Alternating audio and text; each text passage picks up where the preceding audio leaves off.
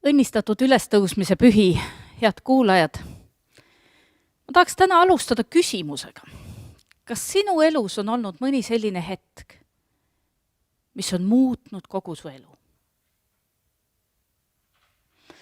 Kindlasti on olnud selliseid hetki maailma ajaloos. Selliseid, kus on öeldud, et pärast seda sündmust ei ole maailm kunagi endine. Siis, kui Berliini müür langes ja külm sõda lõppes, või kui New Yorgi kaksiktornid varisesid, kui aatompomm plahvatas või COVID-viirus plahvatuslikult terve maakera nakatas. Majanduskriisidest ja ilma sõdadest rääkimata. Mõnikord käivitab pealtnaha väike sündmus ahelreaktsiooni. Füüsikas tuntakse seda kaose teooriana, mille järgi võivad keerukates süsteemides toimuvad väikesed muutused kaasa tuua ülisuured ja ettenägematud tagajärjed. Aga inimajaloos on veel üks hetk, mis on olnud pöördelisem kui kõik eelnimetatud. See oli esmapilgul inimkonna ajaloo kõige pimedam tund, kus kannatas Jumal ise. Sel päeval viidi täide maailma kõige ebaõiglasem kohtuotsus ja Jumala poeg hukati ristil inimeste poolt. Inimkonna patukoorma all surev Jumal küsis ahastades: mu Jumal, miks sa mind oled maha jätnud? Ja keegi ei tundunud vastavat.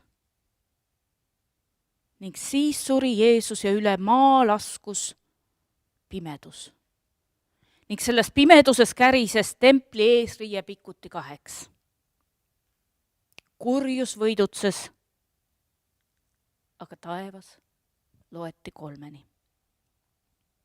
Vaid mõnikümmend tundi hiljem on hommikuvalguses kõik teistmoodi. Udu on hajunud, haud on tühi. Unest ärganud Rooma sõdurid on paanikas, hauale tulnud naised on hämmastuses ja jüngritel on raske uskuda seda tühja hauda, mida nad näevad. Päeva peale ja pikkamööda saavad Jeesuse järgijad aru, et Jeesus on Kristusena üles tõusnud ja elu on võitnud surma. Surm on neelatud võidusse. Vaid paar aastakümmet läheb mööda ja Paulus kirjutab roomlastele 8. peatükis 31-39 salmini ja see on meie tänase jutluse tekst ning me loeme seda koos. Mis me siis ütleme selle kohta? Kui Jumal on meie poolt, kes võib olla meie vastu? Tema, kes oma poegagi ei säästnud, vaid loovutas tema meie kõikide eest. Kuidas ta ei peaks siis koos pojaga meile kõike muud kinkima?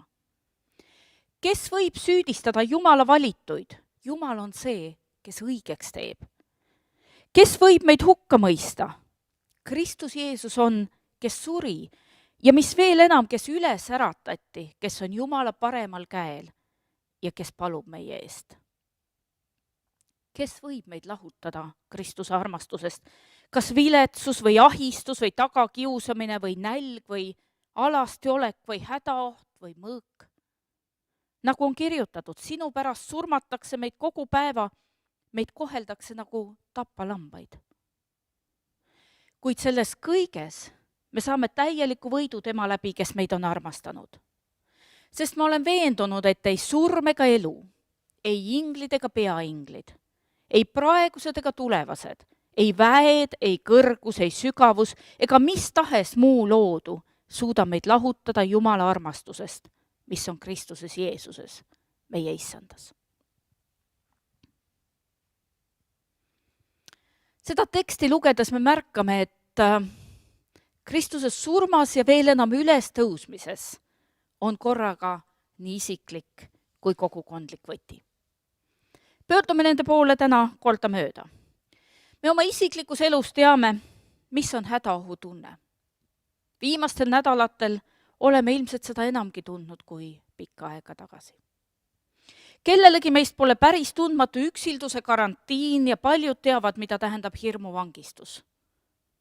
Kellel meist poleks olnud viimastel päevadel tunne, et kuskilt valutab ja osad teavad, mida tähendab inimliku taluvuse piire katsetav ärevus. Aga ehk pole siiski praeguse aja suurim küsimus mitte see, kuidas sellest pikale venivast perioodist füüsiliselt ja majanduslikult tervena välja tulla. Viimased nädalad on pannud meid uuesti otsa vaatama enda ja ehk veel enam oma kallite surelikkusele. Ja surmapeegli ees läheb tavaliselt mõte eriti selgeks. Mineviku pildid segunevad olevikuga ja seal pole harvad ka hukkamõistu ja enesesüüdistuse mõtted. Mida kõike oleks võinud teha teisiti? Surmajõud surub meid alla. Ja siis küsib apostel Paulus, kes võib meid hukka mõista? Ning vastab ise, Kristus Jeesus, kes suri ja mis veel enam, kes üles äratati, kes on Jumala paremal käel ja kes palub meie eest, tema annab meile õiguse. Vahel inimesed ütlevad, et elus on 2 kindlat asja, surm ja maksud. Ülestõusmispühadel ja Jumalaga koos võib öelda, Jumala juures on 2 kindlat asja, surm ja ülestõusmine. Surm, mis on olnud nagu punkt, saab Jeesuse ülestõusmises komaks. Lause läheb edasi. Elu jätkub. Ükskõik, kus sa oma eluga praegu ise ei ole. See ei ole kõik. Alati on midagi veel. Ristil surnud ja 3. päeval ülestõusnud Jeesuses Kristuses on vägi võitjana kustutada kõik see, mis on olnud su elu minevikus ja ka see, mis sind praegu ahistab ja rõhub. On see siis süü, häbi, lein, ahastus või midagi muud. Vabadus ja elu on ainult ühe palve kaugusel, iga ühe meie jaoks. Palu Jeesusele andeks anda kõik see, mis su elus on valesti läinud. Kõik see, mille alla sa jääd koormatuna kinni. Kuni on elu, saab uuesti alustada, saab uuesti parandada heaks. Kristus just selleks tuligi, elas, suri ja tõusis üles, et tuua meie ellu vabadust. Kas sa oled seda kogenud? Aga võib-olla sa ütled, jah, ma olen Kristuse vabastavat väge kogenud, ma olen Jumala laps. Siis tasub täna endalt küsida, kas sa koged seda Jumala elu, vabadust ja ülestõusmise rõõmu ka oma tänases päevas. Vahel võib see Jumala lastel ka kaduma minna.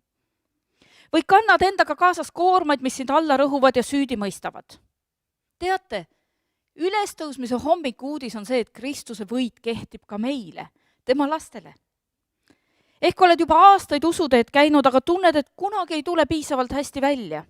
Tundub, et teistel tuleb, aga sinul mitte. Teate, isegi kui meil tuleks välja, ei oleks sellest küllalt. Sest meie õigus ja meie elu ja meie rõõm ja meie teenimine toetuvad Jeesusele, mitte meile. Me ei pea ise ennast võidule aitama. Selleks on Kristus ja tema ülestõusmise vägi. Usalda seda. Paulus kinnitab ka meid täna öeldes, selles kõiges me saame täieliku võidu tema läbi, kes meid on armastanud. Ma tahaks teiega täna jagada ühte oma noore sõbra Kaileeni tunnistust. Ta on olnud mu tuttav juba mitmeid aastaid, me oleme aeg-ajalt elu jaganud.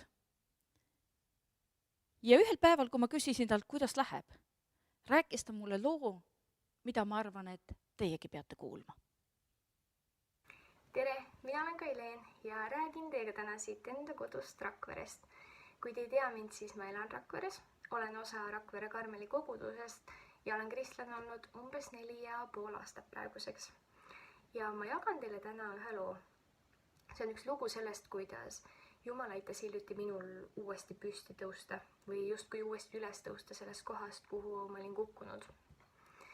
Ma lugesin hiljuti ühte kristlikku raamatut.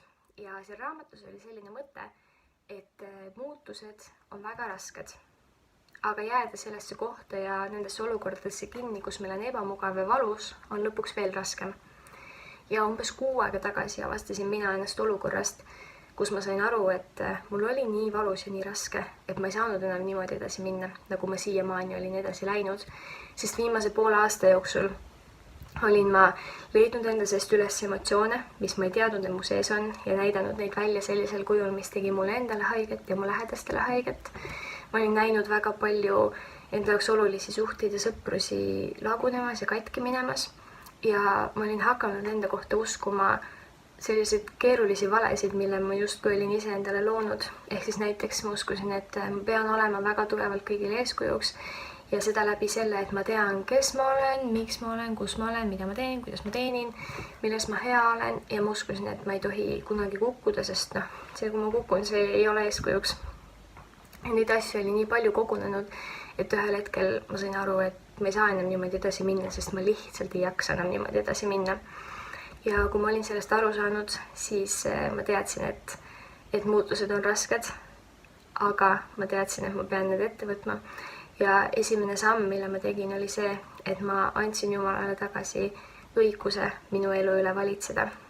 Ja ma andsin talle tagasi kõik selle, mis tegelikult temale kuulub, aga mis ma olin võtnud enda kätte, sest ma olin arvanud, et ma saan sellega ise hakkama. Ehk siis kõik enda liigsed emotsioonid ja katkised suhted ja sõprused ja kõik uskumused enda kohta ma olin võtnud enda kätte ja püüdnud neid ise parandada ja ise nendega hakkama saada, teadmata, et tegelikult lõpuks saab ainult Jumal seda teha. Ja kuidas ma seda tegin, oli see, et iga päev päris pikka aega palusin ma sellist enda jaoks justkui lahti laskmise palvet. Ehk siis ma lihtsalt palusin kõik need asjad Jumala kätte ja palusin talt tarkust muuta ja tegeleda nende asjadega, mis veel minu käes olid. Ja kus ma teadsin, et ma pean ise enne midagi veel ära tegema. Ja iga kord, kui ma seda lahtilaskmise palvet palusin, siis ma tegelikult mõtlesin Jeesuse sõnade peale, mis ta ütles ristil hetk enne, kui ta suri. Ja need olid sõnad, et see on lõpetatud. Ja ma pidin seda lahtilaskmise palvet paluma nii pikalt, kuni ma lõpuks hakkasin neid sõnu, see on lõpetatud päriselt uskuma. Sest Jeesus suri ristil, võttes läbi selle vastutuse selle eest, et meie feilime ja meie eksime. Ja parim, mida me teha saame, on lihtsalt need eksimised ja need rasked asjad tema kätte anda ja tema kätte usaldada. Sest ise me muudame neid asju ainult halvemaks. See on see, mida ma õppisin selle aja jooksul. Ja kui ma ühel hetkel olin neid sõnu, see on lõpetatud uskuma hakanud ja olin kuidagi saanud lahti lasta kõigest sellest, mis mind oli kinni hoidnud ja nendest uskumustest ja sellest, et ma pean olema tubli ja selge ja hea eeskuju, olin need asjad järsku Jumalale andnud, siis see vabadus ja see rõõm ja see rahu, mis mu sisse tuli, see on nagu selline üleloomulik asi, seda on raske kirjeldada, sest see on midagi, mis on nii päris. Ma usun, et see on miski, mis on piiblisse kirja pandud ja mille Jumal kinkis. Ja see on lihtsalt selline suur rõõm ja selline suur rahu, mis täidab su südame. Ja pärast seda algas minu jaoks justkui selline uus ja äge seiklus koos Jumalaga, selline uus muutustaeg, sest ma tundsin ennast palju vabana. Ja järsku ma olin valmis lugema piiblit ja kuidagi õppima Jumala kohta rohkem, õppima tundma püha vaimu enda sees ja õppima tundma neid imetegusid, mis Jeesus maa peal tegi. Ma tahtsin armastada rohkem oma sõpru ja oma lähedasi ja päriselt seda teha, päriselt neist hoolida. Mitte ei tundnud, et see on üks kohustus, mida ma pean tegema, et kuidagi tubli välja paista, vaid ma päriselt igatsesin armastada oma lähedasi, igatsesin armastada Jumalat. Ja ma võtsin kõik need õpetused, mida mu juhid ja mu mentor ja mu lähedased olid mulle öelnud kogu selle poole aasta jooksul. Ma ei olnud selle poole aasta jooksul nendest peaaegu kordagi kinni hakanud, aga nüüd lõpuks ma võtsin need kõik ette ja hakkasin katsetama ja hakkasin proovima ja kukkusin väga palju, siiamaani kukun väga palju, aga see on okei, sest ainult niimoodi koos Jumalaga katsetades ja proovides me jõuame tegelikult sellele arusaamale, et tema on see, kes saab kõik rasked olukorrad uueks pöörata ja ilusaks pöörata ja kinkida meile seda päris rõõmu ja päris rahu, mis on piiblisse kirja pandud. Nii et see on üks põnev ja üks äge seiklus olnud koos Jumalaga, aga see algas sellest, et ma pidin tegema selle sammu ja see oli raske samm, aga usaldama kõik asjad Jumala kätte ja andma temale tagasi selle võimu, sest tema on ristil surnud nende asjade eest juba nagunii ja kui me neid veel endale ka hoiame, siis see ei muuda midagi kergemaks ja paremaks. Nii et ma tahan teha sind julgustada, kui sina oled keeruliste asjade või keeruliste aegade sees, siis tea, et Jeesus on surnud nende eest ja parim, mida sa teha saad, on teda usaldada, tema kätte need asjad usaldada, sest tea, et see on juba lõpetatud. Ja Jeesus tõusis üles meie kõikide pärast, sest ta lihtsalt armastab meid kõiki väga-väga palju. Nii et ma palun täna, et sa teaksid, et Jeesus armastab sind väga. Ta väga hoolib sinust, tahab, et sul läheks hästi ja ta ootab, et sina teeksid selle esimese sammu, sest ma luban, et see, mis sellele ühele sammule järgneb, see on midagi üleloomulikku ja midagi nii erilist ja rõõmsat, et seda ei anna isegi kirjeldada. Nii et olge väga õnnistatud ja väga rõõmsad ja julged tegema samme koos Jumalaga. Ma usun, et ka Eileeni lugu kinnitas sulle seda, mida mina olen kogenud ja nii paljud kristlased on kogenud, et Jeesuse ülestõusmise väes on võit meie elu probleemidele. Aga ometi oleks kogu selle nädala sündmuste kohta liiga vähe öelda, et see muudab ainult meie elu, et sellel on mõju ainult ühe inimese isiklikule elule. Jeesus ei surnud ainult mitte minu pärast ja sinu pärast, vaid ta suri kogu inimkonna pärast. Sest kui ta seisab oma sõbra Laatsaruse haua ääres ja ütleb, mina olen ülestõusmine ja elu, siis ta ju ometi ei mõtle ainult ennast ja Laatsarust. Seepärast me võime täna öelda ja loetud Rooma kirja tekst ka kinnitab, et Kristuse surmal ja ülestõusmisel on ka üksikisikust palju laiem, kosmiline ja ühiskondlik mõõde. Kui Paulus räägib Rooma kirja tekstist ja võta see tekst endale kõrvale, siis sa saad jälgida Rooma kirja 8. peatükis salmid 31 ja edasi. Kui ta räägib seal inglitest ja peainglitest, siis puudutab see palju rohkem kui ainult meie planeeti. Kuigi ka meie planeeti. Kui ta räägib praegusest ja tulevasest, siis viitab ta lisaks meie ajal tervele inimajaloole. Kui ta räägib väest, kumab sealt läbi selle maailma valitsejate võim. Mitte miski pole enam peale Kristuse ülestõusmist endine. Ülestõusmise elu võidutseb ja Jumala armastusest ei saa miski meid lahutada. Aga võib-olla küsid sa, me ju teame, et meie ümber on nii palju hävitavaid jõude. Ka selles inimkoosluses, kus me elame. Viimastel nädalatel on palju räägitud haigusest. Aga elame maailmas, kus on veel terve hulk muid probleeme. On tööpuudust ja looduse hoolimatut hävitamist ning neist mõlemast tulenevat vaesust ja nälga. Samal ajal võib leida ebanormaalset töökoormust ja ebainimlikult madalaid palkasid. On vägivaldseid suhteid töökohtadel ja kodudes. On ideoloogilisi mõjuvälju, mis moondavad tõde ning väänavad võimalust tähenduslikku elu elada. On äärmiselt kalli hinnaga poliitilisi mänge ja suuremahulist ükskõiksust. Eks Jeesuse kannatuse looski on neil oma osa. Loodu kannatab ja koos looduga kannatavad kõige haavatavamad kõige pealt ja kõige rohkem. Maailm on täis surmajõude ja need on jõud tunduvad olevat liiga tugevad, et neile ise vastu hakata. Paavst Franciscus on öelnud, mis tahes kannatuse leevendamise katse annab ainult osalisi tulemusi, kui see ei lähtu transcendentsest, kui see ei lähtu Jumalast. Võti on ristipidamine ülestõusmise seemneks. Seepärast võime me vaid Jeesuse ja tema ülestõusmise väes vastu astuda ühiskonna ja kogukondade struktuursetele pattudele. Ainult tema ja tema väega saab neid murda. Minu jaoks oli eelmisel nädalal üks ime peaaegu ülestõusmise loo vääriline. Suhtlesin ühe noore neiuga, ma arvan 5-6 päeva tagasi. Ta helistas mulle, ta oli mures, ta nuttis, ta elus olid kõik asjad sassi läinud. Ja mitte ainult tema pärast, vaid ta oli sattunud sellistesse struktuursetesse kooslustesse, kus ei sõltunud temast ja kus iga teeots, mida ma püüdsin talle kätte näidata, lõppes ummikus. Kui ma seda kõnet lõpetama taga hakkasin, siis olin ise veel nõutum kui tema ja ütlesin, tead, ma ei oska sulle lõpuks mingit nõu anda, aga ma palvetan su pärast. Sellel õhtul me palvetasime oma kodus ja mitmel järgneval õhtul ka. Läks 2 päeva mööda ja ta helistas mulle tagasi. Ma natuke juba kartsin telefoni võtta mõeldes, et see on jälle see, millega ma ei oska nagu midagi peale hakata. Aga ta hääl oli rõõmus, ta ütles, tead, asjad on muutunud. Ja siis ta rääkis mulle seda lugu, kuidas mitmed inimesed tema lähikonnas olid nii imelised talle appi tulnud, kaasa arvatud ka mõned ametnikud, mille tulemusel ta lugu oli täiesti pöördunud. Ja kui ma eile õhtul üle ukse talle ulatasin pühade söögikotti, siis ta nägu oli rõõmus, ta toad olid puhtad ja ta rääkis mulle parajalt distantsilt oma tulevikuplaanidest. Ja see kõik tundus täiesti tõenäoline. Ja ma mõtlesin, et Jumal tegi vähemalt minu elus ja tegelikult veel rohkem tema elus ülestõusmise ime, kus ka inimlikes suhetes, kogukondlikes suhetes, üksteisele appi tulles ja eelkõige Jumala abile toetudes võib juhtuda asju, mida me arvame inimlikult, et siin ei olegi enam võimalik, et asjad hästi lähevad ja ometi see juhtub. See on minu ülestõusmise nädala lugu, kus surm ja surmajõud on olnud neelatud võidusse.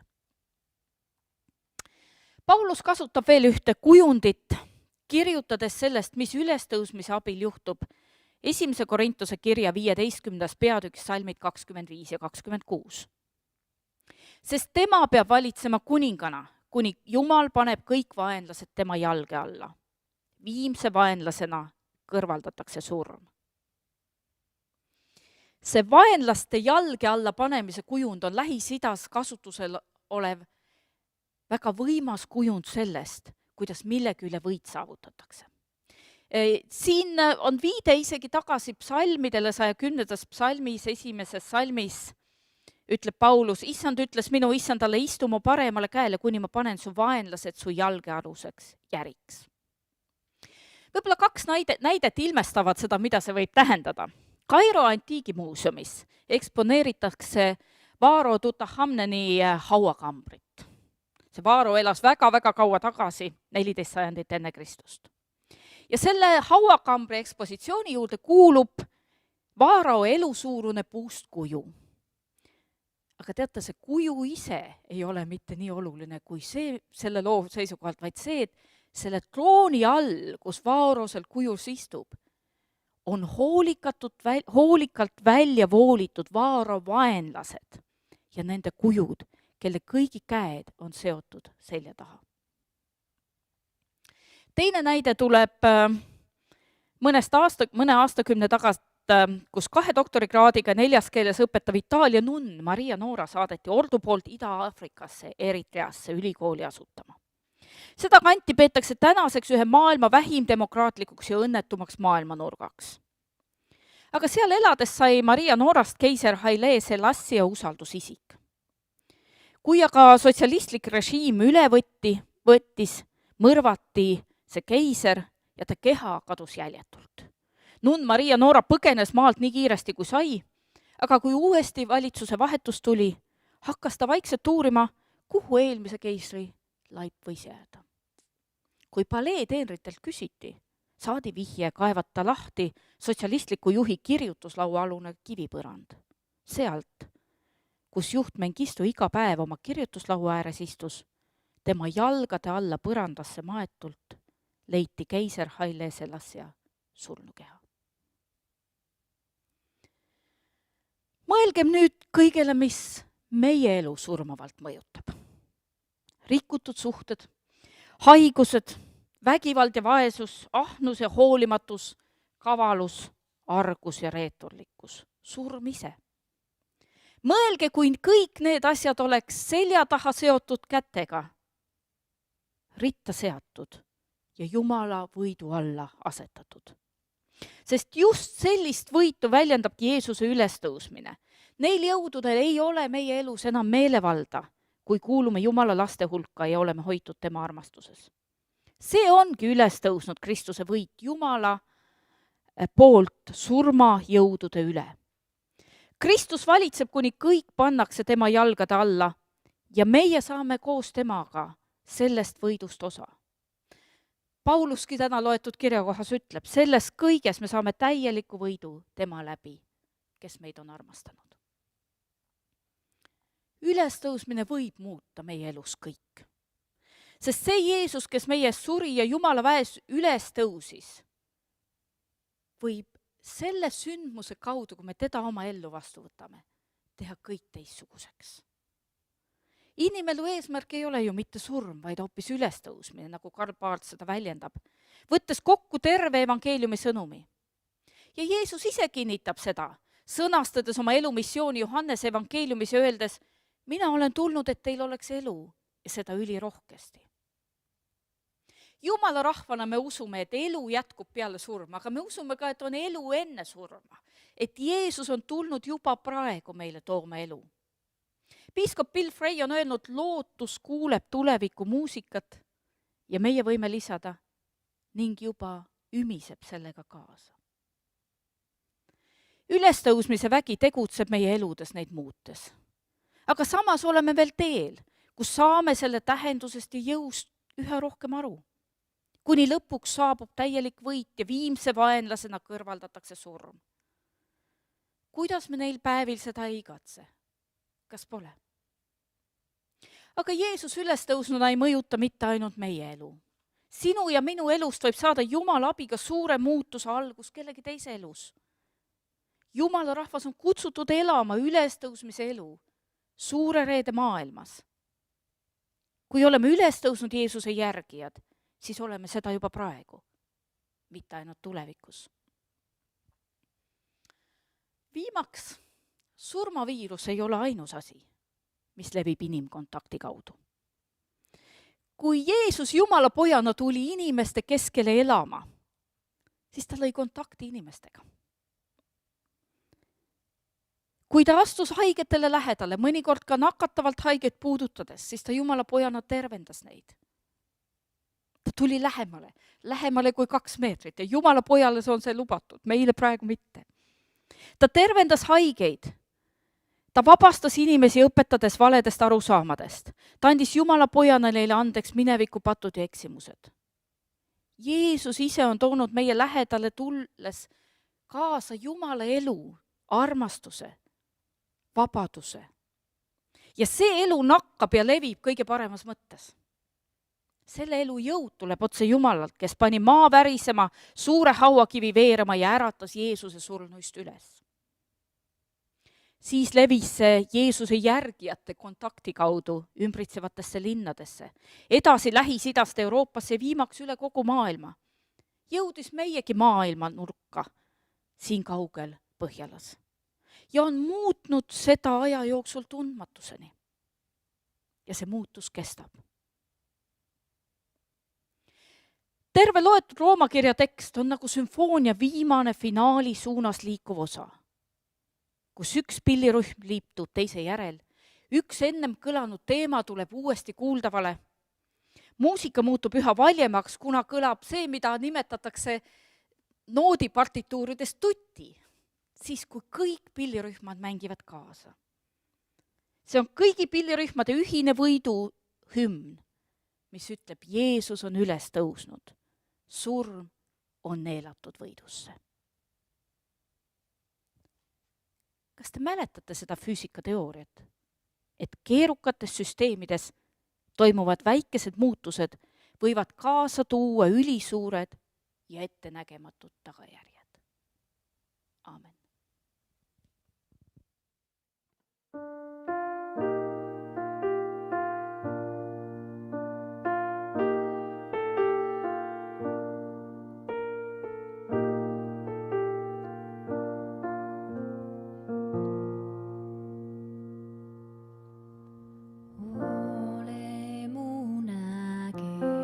Siit silmees, Issand, sa valitse mu südames. Anna mul mõtteid, mis vääriksid sind. Seisku mul meeles su õndsuse hind.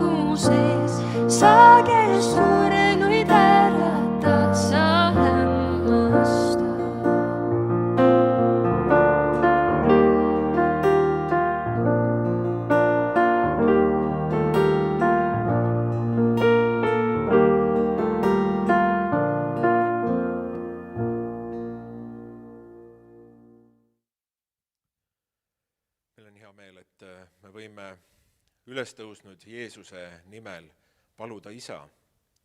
Ja meil on see teadmine, mida Jeesus ise on öelnud, et temal on kogu meelevald nii taevas kui maa peal. Ja taevane Isa, me südamest täname sind, et me võime sinu poja Jeesuse nimel tulla sinu palge ette, tänada ja kiita ja ka paluda. Issand, me täname tõesti sind, et sina oled surmavõitja. Sina ei jätnud oma poega sinna hauda, vaid äratasid ta ülesse. Ja meil on usk, et kord sina äratad meidki ülesse. Ja issand, sina oled praegu meile aset valmistamas taevas ja kord sina tuled tagasi, sest sa igatsed, et meiegi oleksime seal, kus oled sina. Issand, aga me südamest täname sind, et sul on nii palju armastust ja hoolimist meie suhtes, et sina kuuled meie palveid, mis me sinu poole õhkame.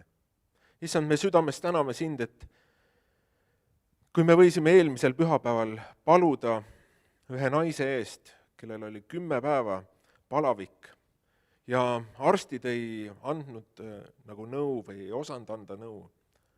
Aga kui me palvetasime, siis toimus muutus. Issand, me täname sind, et sina oled tervendaja ka tänasel päeval. Issand, aga me täname sind, et me võime paluda ka ühe väikese beebi eest, kellel oli südameoperatsioon. Issand, me palume ta sinu kätte. Issand, kosuta tema tervist, taasta kõik, mis vajab taastamist ja loo, mis on vaja luua. Issand, aga me palume selle lapse vanemad ka sinu kätte, et sina, issand, annaksid neile lootust ja et nad võiksid sind tundma õppida ja sind kogeda. Issand, me täname sind, et me võime paluda ühe noormehe sinu kätte, kes on oma elus tegemas meelemuutust õiges suunas. Issand, me palume, et sina oleksid tema juures teda toetamas, puudutamas, kinnitamas. Issand, anna talle tarkust ja meelevalda tõesti õigel teel käia ja olla kindel sinus. Issand, me palume ka ühe inimesega sinult abi tervise suhtes. Issand, ja kui ta muretseb ka, et ta kardab, et ta kaotab töö. Issand, sinul on meelevald hoida seda tööd, et ta saaks jätkata töö tegemist. Issand, aga me palume kõigi eest, kes on juba ka töö kaotamas või neid ähvardab see. Issand, kinnita, julgusta, anna abi, et nad leiaksid endale kohase töö. Issand, sinu sõna ütleb ka, et õige on teha tööd. Issand, õnnista kõiki. Issand, meil on siin ka palvesoov jätkuvalt, et paluda inimeste eest, kes töötavad meditsiini valdkonnas. Issand, nende koormus on väga suur ja nad vajavad meie palve tuge. Ja ka meie koos kogudusena tahame nad sinu ette tuua. Issand, aita, julgusta, kinnita. Hoia kõige kurja õnnetuste eest ja haiguste eest neid. Issand, aita, et nad saaksid teisi aidata. Issand, aga me palume ka, et sina paneksid meie südamesse palveid, eestpalveid ja tänu. Issand, me oleme näinud sinu suurust, me oleme kogenud sinu väge. Issand, me kiidame ja austame sind, aga me palume ka jätkuvalt meie maa, meie rahva eest, meie juhtide eest, kes peavad langetama otsuseid. Neil on suur vastutus. Issand, aita neid. Issand, aita neid. Issand, me palume terve selle maailma sinu kätte. Need, kes sind veel ei tunne, me palume, et ka nende olukordade kaudu võiksid nad otsima hakata sind, otsima sinu palet. Issand, anna ennast tunda, tee ennast leitavaks. Issand, aga kasuta selles ka meid, meie usku, meie palveid, meie tunnistust. Issand, me tõesti täname sind, et sina oled andnud meile nii palju võimalusi.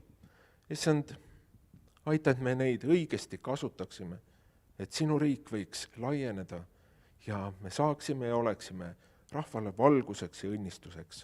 Aamen. Nimetan ka mõned teated. Meil on mitmeid võimalusi, kuidas osaleda ka Jumala teenistustel ja saada osa vaimulikust sõnumist. Meil on YouTube'i kanal, meil on Facebooki kanal, julgustan neid kõiki jälgima ja kasutama. Siinkohal ütlen kohe ka, et noortel on võimalus reede õhtuti YouTube'is ja Facebookis osaleda noorte õhtul, nii et kasutage ka seda võimalust.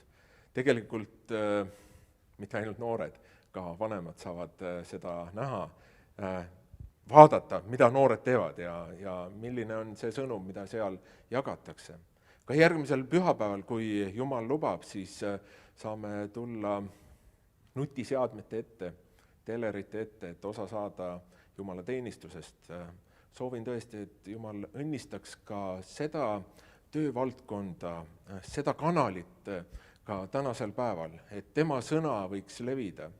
Ja kutsun meid üles ka, et jagage seda informatsiooni, kuidas Jumala sõna kuulata ja vaadata. Linkige, saatke sõnumeid, et Jumala sõna, see armusõnum võiks edasi minna. Ja teen ka üleskutse, et me kõik võiksime ka toetada mitte ainult palvetega, mitte ainult oma mõtetega seda kõike tööd, vaid ka rahalises mõttes. Piibel räägib mitmes kohas sellest, et me annetaksime. Ta ütleb lausa, et me tooksime oma 10. koguduse varaaita, et oleks, mida teistele jagada. Ja ma tõesti kutsun üles meid olema lahked annetajad ja järgmisel laulu ajal meil on võimalus seda teha ka ülekandega. Et olge väga õnnistatud. Jumal armastab rõõmsat andjat. Aitäh!